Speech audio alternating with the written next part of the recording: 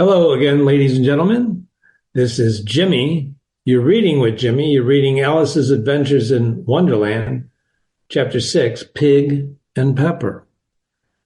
When we left off, Alice was arguing with the footman about going inside the house and finally just went in. She just went in. Hold on to your seats. This is a very interesting couple of pages. So she walks in, and the door on the right led to a large kitchen that was full of smoke from one end to the other. Okay, so imagine a kitchen. I don't know if you're wherever cooking, and then suddenly, whatever you're cooking starts smoking, and the fire alarm goes off. And these days they didn't have fire alarms, but it gets smoky, or you're grilling outside, and there's no wind or whatever, and smoke, right? It's full of smoke. And the Duchess, if you remember the Duchess, we've been hearing about her, and now we finally meet her. This is the one who was invited to play croquet with the Queen. The Duchess was sitting on a three-legged stool in the middle, nursing a baby. This is Alice's observations, which relate to position. We're going to talk about position again a little bit in these couple of pages like we did last time. So she's nursing a baby. The three-legged stools are known for their stability. I wrote a little note here because, usually when we think of chairs, we think of four legs, but this is a three-legged stool, but they're very stable. And she's nursing a baby, and the cook is leaning over the fire, stirring a large cauldron. It's a big, big, big pot, which seemed to be full of soup. Seemed to be. Remember, there's a big difference between things that seem and the things that actually are. So this is Alice making observations, and actually the narrator telling us what Alice is observing. And we meet some new characters. We've got the Duchess finally. We met her before, but we didn't really meet her. We got the cook, the baby, and there's a cat, as we're going to find out in a moment. Okay. So there's a cat. There's certainly too much pepper in that soup, Alice said to herself, as well as she could for sneezing. So there's a lot of pepper. There was certainly too much of it in the air. Even the Duchess occasionally sneezed. And as for the baby, it was sneezing and howling alternatively, right? In other words, alternatively, sneezing, howling, without a moment's pause. In other words, there's no pause. Achoo, achoo, right? Whatever. It's sneezing and howling. No pauses. Constantly. The only two creatures in the kitchen that did not sneeze, okay, so not everybody's sneezing, was the cook and a large cat, which was lying on the hearth, grinning from ear to ear. This is very important. The cat is laying there grinning from ear to ear. Do cats grin? I wrote a note here. I've seen a lot of cats in my life. I've never seen a cat grin, ever. Have you? So now Alice decides to speak timidly. Please. And she's a very polite little girl, isn't it? Isn't she? Please. Would you tell me, she says timidly, for she was not quite sure whether it was good manners for her to speak first. This is a very important concept. Who speaks first, right? In conversation. And being a little girl, being new, and don't forget, she busted into the house. She walked in. She wasn't invited. She showed up. She walked through that door. And so one of the lessons here is if you're going to walk through a door uninvited, you got to be ready for what you're going to find. I'm just saying. So she says, why your cat grins like that? Would you please tell me why your cat grins like that? Of all the things she could ask, why is it so smoky in here? Why is that baby sneezing and howling? Is there too much pepper in the soup? Are you making soup? What are you making? She asks, why your cat grins like that. Now remember, she likes cats. She does have a cat. Remember the whole mouse thing with the cat? So she's asking why this cat grins. The Duchess says it's a Cheshire cat, and that's why. Pig.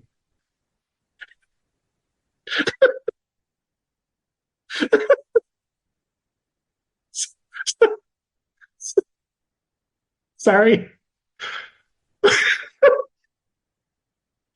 It's a, is she calling Alice a pig? What's this pig? She said the last word would said sudden violence, that Alice jumped. She jumped. But she saw in another minute that it was addressed to the baby and not to her. So she took courage and went on again. So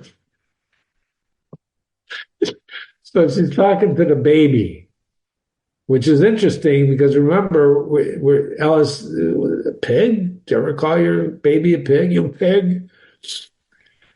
But Alice thought it was addressed at her. She jumped back, but then she calmed down. And she says, I didn't know that Cheshire cats always grin. You can look up what a Cheshire cat is.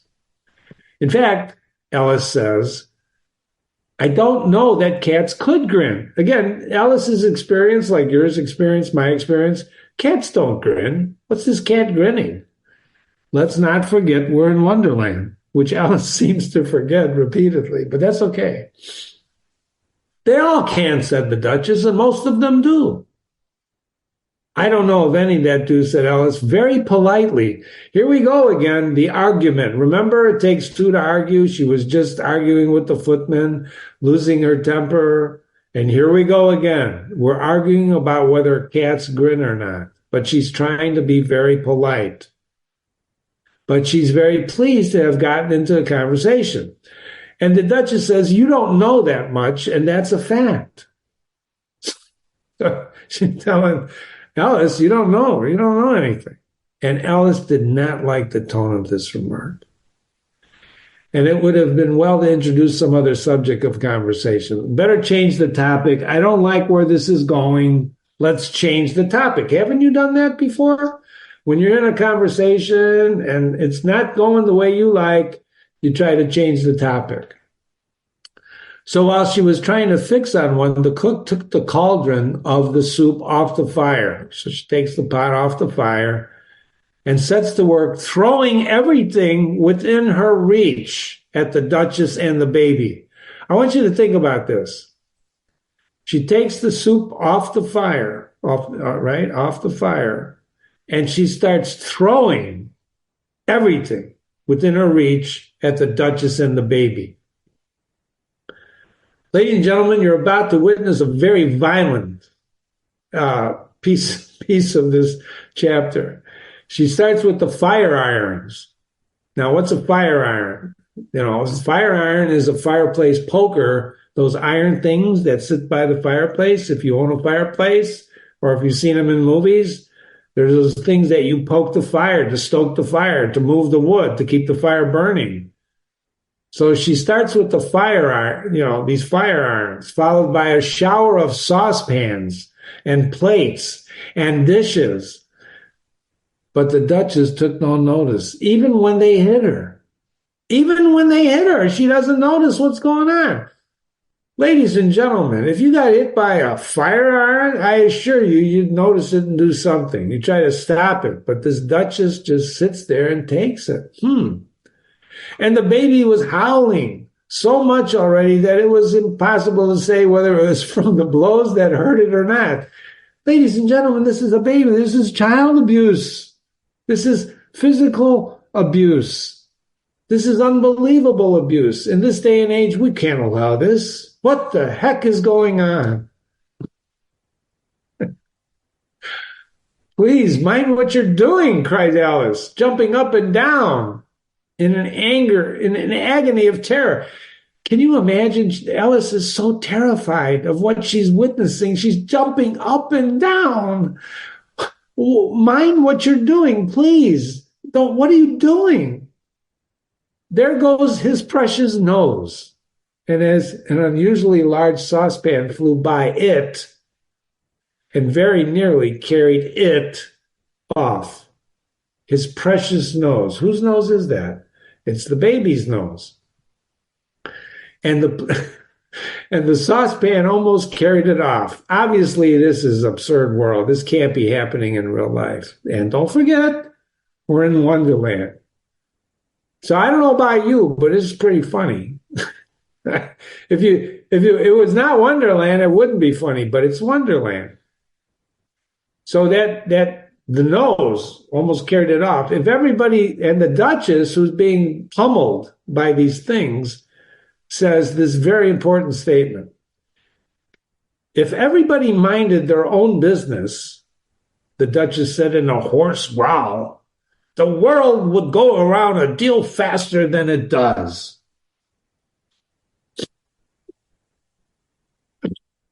Let me repeat that. If everybody minded their own business, the world would go around a great deal faster than it does.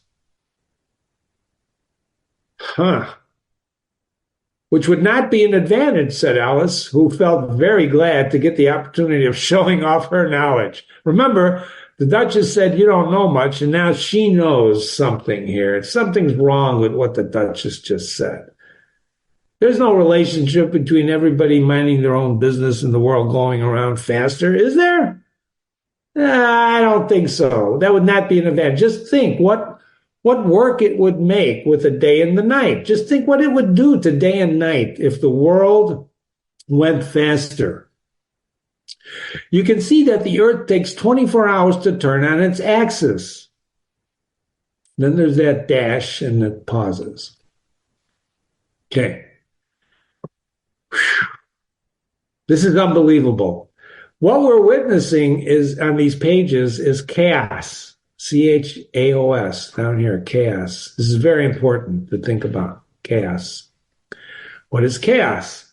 Look it up. Chaos is behavior so unpredictable, there's your definition, I gave it to you, as to appear random, owing to great sensitivity to small changes in conditions. That's the official definition.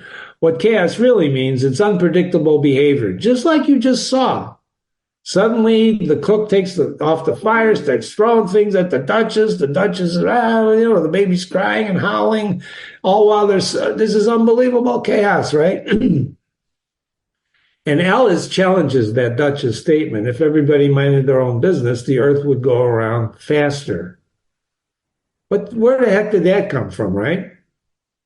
Where's the logic in that? Well, let's examine that, can we? Can we examine what Alice says, the Earth takes 24 hours to turn on its axis? I'm glad you asked me that. I'm not going to read all this, ladies and gentlemen. I'm not going to read all this. But I want you to think about it. It's very important. Science is very important. So the Duchess is telling us if everybody minded their own business, the Earth would go around faster on its axis. What does that mean? Well, here's a picture. The Earth is turning. The Earth rotates on its axis every 24 hours. They call it in mean solar time, with an inclination of a few degrees. Now, you can read all this, you can Google it yourself, but it's turning. And if we do what the Duchess says, if everyone minded their own business, the Earth would spin around faster, right? Went around faster. What would happen? If the Earth moved faster, what would happen? You wouldn't believe what happened. You won't believe what happened. It can't happen. If it happens, we're done. It doesn't matter. We're going to be like what's going to happen, what's happening with the Duchess. Everything is calculations, right? Everything moves.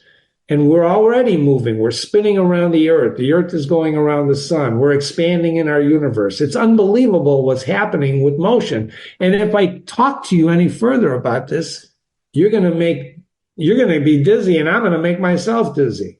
So right now, I'm going to stop. And just remember, if everybody minded their own business, I don't know if the Earth would go around faster, but it certainly might be a better place to live, wouldn't it? This is Jimmy. You're reading with Jimmy, Alice's Adventures in Wonderland. My email is jimmy@readingwithjimmy.com. Jimmy@readingwithjimmy.com. Thanks so much for listening. We're reading Pig and Pepper. This is chapter 6 of Alice's Adventures in Wonderland. See you in the next couple of pages.